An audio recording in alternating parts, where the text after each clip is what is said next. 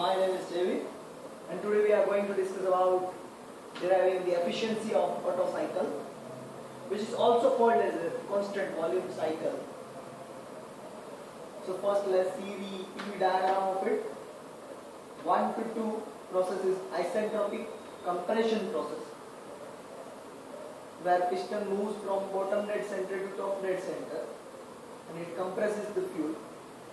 2 to 3 process is constant volume, as it is a vertical line, so it's a constant volume process.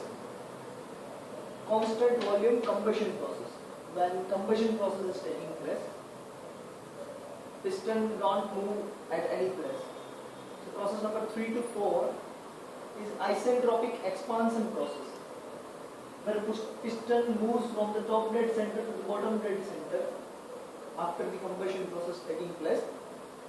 And process number 4 to 1, again constant volume but exhaust process, so that the combustion products, when it is expanded, then it will be exhausted out from the system, so that the new fuel, new charge can be inserted inside the system. Okay, so we are going to derive the efficiency of the Otto cycle. So what is efficiency? So efficiency in general, it is output divided by input. So what is output then? The work done by the system, the amount of total work done by the system, means during the expansion process some work done by the system, and during the compression process some work required by the system. So net work done by the system is total work coming out from the system minus the work required by the system. That's why from the first law of thermodynamics, the cyclic integration of work done is equal to the cyclic integration of heat transfer. So from the first law of thermodynamics, W net can be written as Qs minus Qr and heat supplied as it is. So this equation will be clear now. 1 minus Qr divided by Qs.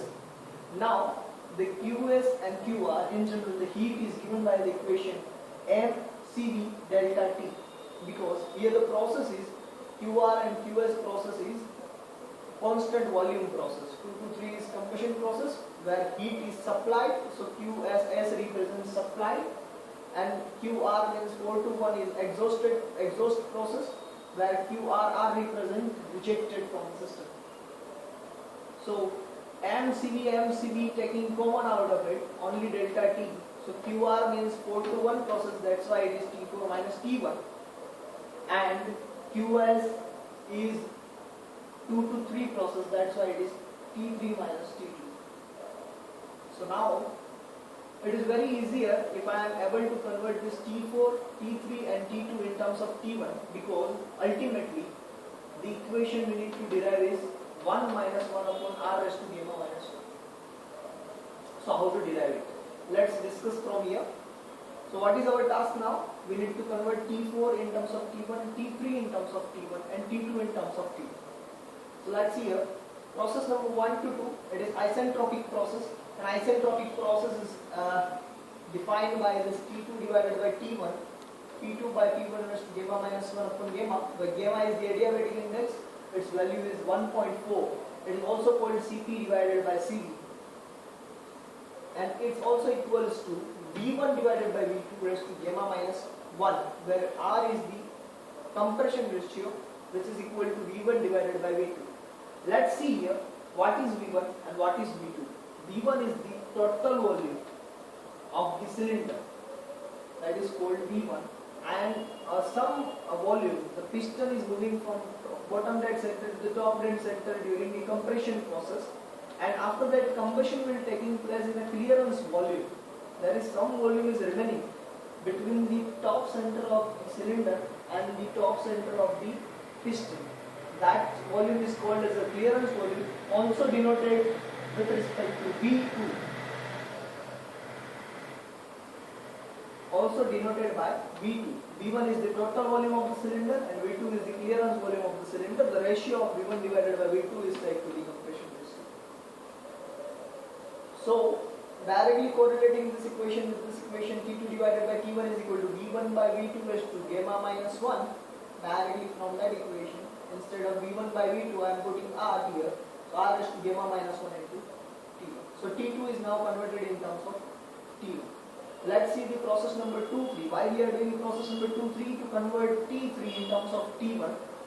So process number 2, 3 from the perfect gas law equation, PV divided by T is equal to constant, P2 V2 divided by T2 is equal to P3 V3 divided by T3. We are knowing that the 2 to 3 is constant volume process, so V2 is equal to V3 here. So that's why V2 and V3 cancel out, P2 divided by T2 and P3 divided by T3. From this equation, T3 is equal to P3 by P2 into T2. We are knowing that T2 is equal to R raised to gamma minus 1 into T1. So I am writing here P3 by P2 R raised to gamma minus 1 into T1. So now T3 is converted in terms of P1. Let's see the process number 3 to 4. In order to convert T4 in terms of T1, the T4 and divided by T3, it is isentropic process again. So the same equation, but instead of 1 to 2, it is 3 to 4 process. So that's why T4 divided by T3, T4 by T3 raised to gamma minus 1 upon gamma, and V3 by V4 raised to gamma minus 1. We are knowing from this diagram that V4 is equal to V1 and V3 is equal to V2. So I am putting that value here. Instead of V3 I am putting V2, instead of V4 I am putting V1, and from this ratio I can say that it is inverse of the compression ratio. So T4 by T3 is equal to 1 upon R raised to gamma minus 1, T3 coming here. So it is 1 upon R raised to gamma minus 1 into P3. Instead of T3 I can write down this equation, P3 by P2 R raised to gamma minus 1 into T1. So T4 now converted R raised to gamma minus 1 will be cancelled out. T4 now converted P3 by P2 into T1. Again coming to this point, T4 instead of T4 I can write down this equation, minus T1 divided by T3. So T3 instead of T3 I am able to write down this equation, and T2 instead of T2 I am able to write down this equation from one number. So T4 minus T1 divided by T3 minus T2. Efficiency of the Otto cycle I am taking common from the numerator T1 and from the denominator R raised to gamma minus 1 into T1. P3 by P2 minus 1 cancel out, T1 cancel out. You will get this equation. Efficiency of Otto cycle is equal to 1 minus 1 upon R raised to gamma minus 1. Manual, it is air standard cycle or air standard thermal efficiency. So here the assumption is the air is acting as a fluid. Thank you very much.